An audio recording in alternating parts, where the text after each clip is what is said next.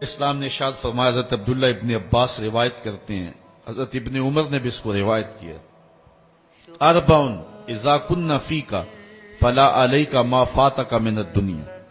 حضور نے فرمایا چار چیزیں ایسی ہیں اگر تیرے پاس وہ ہیں تو دنیا کی کوئی چیز بھی تیرے پاس نہیں ہے تو پریشانی نہیں ہے۔ اگر چار چیزوں کا سرمایہ تیرے پاس ہے پھر دنیا کی کوئی چیز بھی تیرے پاس نہیں ہے، فلا علیک، تو تجھے کوئی دکھ نہیں ہونا چاہیے، کوئی پریشانی نہیں ہونی چاہیے اگر یہ چار چیزوں کو تجھے عطا کر دیا گیا، یہ چار چیزیں تجھے ودیعت کر دی گئی۔ تیرے پاس کچھ بھی نہیں ہے دنیا کی لیکن یہ چار چیزیں، وہ چار چیزیں کون سی ہیں؟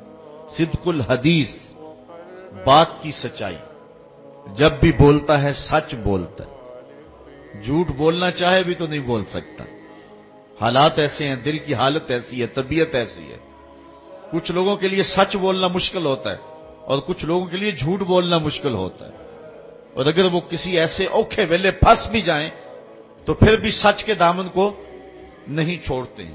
ہجرت کی شب ہے، حضرت صدیق اکبر حضور کو لے کر کے جا رہے ہیں، تو آپ جانتے ہیں کہ حضور علیہ السلام کی گرفتاری پر ابو جہل نے جو انعام رکھا تھا وہ بہت بڑا تھا، 100 سرخ اونٹ اور 200 اوقیہ چاندی اور بہت کچھ انعام اور اکرام اور تکریمات رکھی تھی۔ اب ایک شخص جو حضور کو جانتا نہیں تھا، حضرت ابو بکر سے بھی شناسا نہیں تھا، تو پورا عرب ڈھونڈنے نکل پڑا تھا حضور کو، تو ڈھونڈتے ڈھونڈتے حضرت ابو بکر کے پاس پہنچا اور حضور بھی ساتھ تھے، اس کو شک پڑا کہ جس کو ہم تلاش کر رہے ہیں وہ یہی نہ ہو، تو حضرت ابو بکر کو پوچھتا ہے کہ یہ شخص کون ہے؟ اب اگر حضرت ابو بکر کہیں کہ یہ حضور ہیں اور آقا کریم کا بتاتے ہیں تو پھر جو ہے وہ درست نہیں ہے، اور اگر کہیں کہ یہ حضور نہیں ہیں تو پھر ابو بکر کی زبان پہ تو سوائے سچ کے کبھی کچھ آیا ہی نہیں ہے۔ تو حضرت ابو بکر اس مشکل وقت میں پھنس گئے، ایک طرف محبوب علیہ السلام کی ذات ہے اور دوسری طرف صداقت کا امتحان ہے۔ عرب میں جب قافلے چلتے تھے تو لوگ ان کے ساتھ سفر کرتے تھے، اور اگر کسی کو تنہا سفر کرنا پڑتا تو چونکہ جس طرح آج کل سڑکیں ہیں اس دور میں سڑکیں نہیں ہوتی تھی، تو جنگلوں کے راستے تھے، صحرائی اور پہاڑی راستے تھے، تو کچھ لوگ ان راستوں کے شناور ہوتے تھے اور ان لوگوں کو ساتھ لے کر کے مزدوری پہ اور یا جو ہے وہ مدد کے طور پہ ساتھ لے کر کے ان کی مدد سے وہ سفر کیا کرتے تھے، اور ان کو عربی میں ہادی کہتے تھے، گائیڈ، جن کے ذریعے سے سفر کیا جاتا تھا۔ تو حضرت ابو بکر سے پوچھا کہ اس شخص نے کہ یہ تمہارے ساتھ کون ہے؟ تو حضرت ابو بکر صدیق ایک لمحے کے لیے تو پریشان ہوئے اور پھر فوراً کہا، ھذا ھادی یہدینی الی صراط المستقیم، یہ میرا ہادی ہے جو مجھے سیدھی راہ پہ لے کے جا رہا ہے۔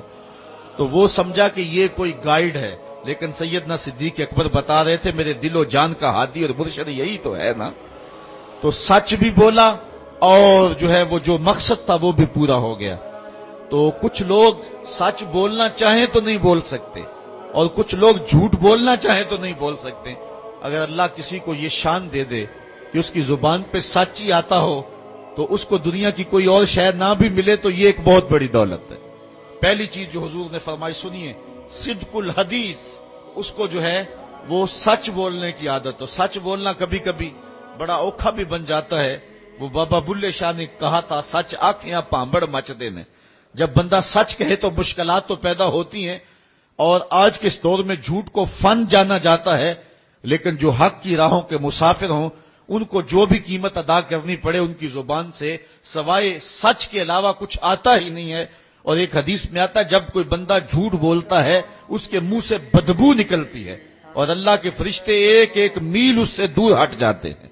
تو سچ ہی مومن کا مزاج ہے اور مومن کی زندگی ہے۔ تو جس کو یہ چار چیزیں مل گئی ان میں سے پہلی چیز سچ، دوسری چیز وحفظ الامانہ، امانت کی حفاظت، وہ امانت مال کی صورت میں ہو، وہ قومی، ملکی، شخصی راز کی صورت میں ہو۔ جو اللہ کے بندے ہیں وہ امانت میں کبھی بھی خیانت نہیں کیا کرتے، یہ ایک بہت بڑی دولت ہے اگر کسی شخص کو نصیب ہو گئے، ورنہ پیسے دیکھ کر کے تو بڑوں بڑوں کے منہ میں پانی آ جاتا ہے اور اپنا دین اور اپنا ایمان بیچ دیتے ہیں۔ آج کل تو خیر لوگ چائے کے پیالی پہ دین بیچ رہے ہیں، آج کل تو جو ہے وہ چند ٹگوں پہ ایمان فروخت کیا جا رہا ہے. حضور نے اس دور کی نشاندہی کرتے ہوئے فرمایا تھا کہ لا یبق من الاسلام الا اسمہ ولا یبق من القرآن الا رسمہ مساجدہم عامرۃ وہی خراب من الہدی. اور پھر فرمایا تھا یصبح الرجل مومنا ویمسی کافرا یبیع الرجل دینہ بعرض من الدنیا. دنیا کی چند کوڑیوں کے بدلے لوگ ایمان بیچا کریں گے. تو یہ آج دور آیا ہے. ایک بندہ کہتا ہے کہ میں اگر جھوٹ نہ بولوں، اگر جھوٹی قسم نہ اٹھاؤں تو جو ہے وہ میرا سامان ہی نہیں بکتا. واقعی تیرا سامان نہیں بکتا، چونکہ تیرا مقسوم حرام لکھ دیا گیا ہے. اگر تو سچ بولنے کی عادت اختیار کر لیتا تو اللہ سچائی میں وہ برکت رکھی ہے جو کسی اور شے میں نہیں رکھی ہوئی ہے. اس لیے ہر لمحہ، ہر ساتھ امانت کے اندر خیانت سے بچنے کا ذہن ہونا چاہیے، اور اللہ تعالیٰ مدد فرماتا ہے. تیسری چیز وہ حسن الخلق اور حسن خلق. اچھا خلق اور ایک دوسرے کے ساتھ جو ہے وہ اچھائی اور برتاؤ کا اچھا طریقہ.